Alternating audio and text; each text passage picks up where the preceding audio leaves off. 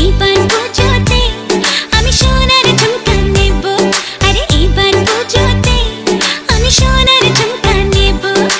আর কিছু চাই না, একটাই বায়না রেখো, গয়না শাড়িতে আমি সবাইকে টেক্কা দেব।